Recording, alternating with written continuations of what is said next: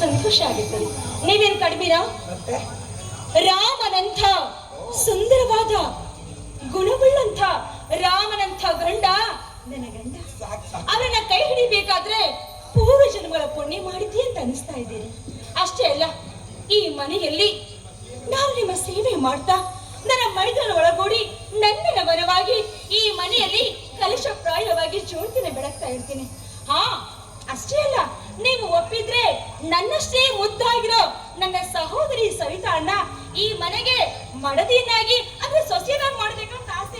ಏನು ಹುಚ್ಚಿ, ಏನೇ ಮಾತಾಡ್ತಿದ್ಯಾ? ಅಲ್ಲ, ನಿನ್ನನ್ನೇ ಕಟ್ಕೊಂಡಿದ್ದೀನಿ, ಇನ್ನು ನಿನ್ ತಂಗಿನ ನಾನೇ ಕಟ್ಕೊಳ್ಬೇಕೇನೆ.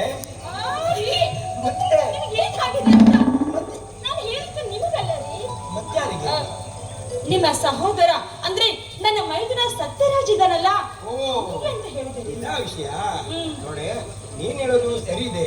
ಆದ್ರೆ ನನ್ ಕೈ ತುಂಬಿ ಮನೆ ತೋರಿಸ್ಕೊಳ್ಬೇಕಂಗಿರೋ ನನ್ ತಮ್ಮ, ಅವನಿಗೊಂದು ಮಾತು ಕೇಳ್ಬೇಕಲ್ವಾ?